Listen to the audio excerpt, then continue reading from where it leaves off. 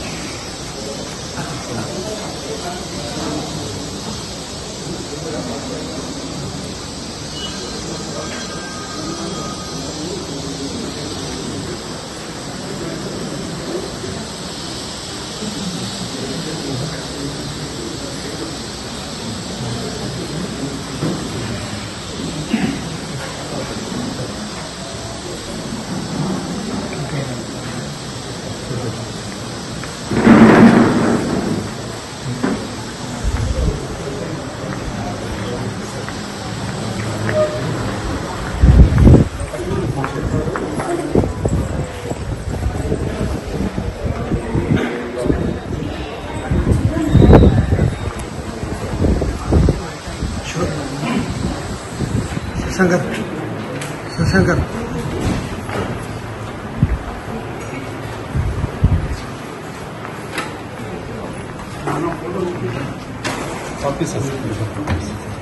కొంత పట్టుకుంటాయి ఈ దాకా వచ్చినాక ఏమున్నా సార్ ఇక అయిపోయింది కదా.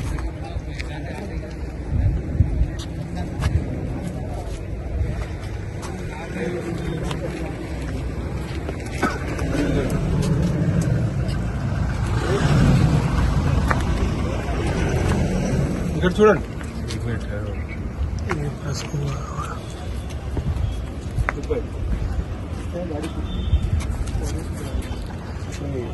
చూడండి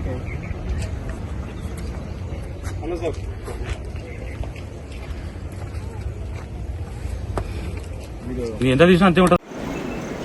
ఈరోజు మేడ్చల్ మల్కాజ్గిరి కలెక్టర్ ఆఫీస్లో గల ఈ డిస్ట్రిక్ట్ కోఆపరేటివ్ డిస్ట్రిక్ట్ రిజిస్టర్ ఆఫీస్లో అసిస్టెంట్ రిజిస్టర్ మీద మాకు 24th ఆగస్ట్ నాడు ఒక కంప్లైంట్ వచ్చేది. నవభారత్ కోఆపరేటివ్ బ్యాంక్కి మరియు ఫిర్యాదుదారుడికి మధ్యలో కొన్ని డిస్ప్యూట్స్ వచ్చాయి. ఆ డిస్ప్యూట్స్కు ఆర్బిట్రేటర్గా ఇక్కడ ఉన్నటువంటి బొమ్మల శ్రీనివాసరాజు అని చెప్పేసి అసిస్టెంట్ రిజిస్ట్రార్ని ఆర్బిట్రేటర్గా నియమించారు. ఈ ఆర్బిట్రేషన్ కోసం అని చెప్పేసి ఇతను 24th ఆగస్ట్ నాడు ఒక ₹5 lakhs డిమాండ్ చేశాడు. ఆ రోజు కంప్లైంట్ మాకు అప్రోచ్ అయ్యాడు.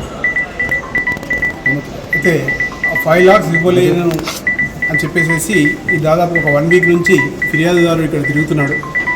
తర్వాత 1 lakh మాత్రం ఇవ్వగలుగుతారంటే ఈరోజు 1 lakh తీసుకోవడానికి అతన్ని రమ్మని చెప్పారు. మేము కూడా టీం తీసుకొని వచ్చాము.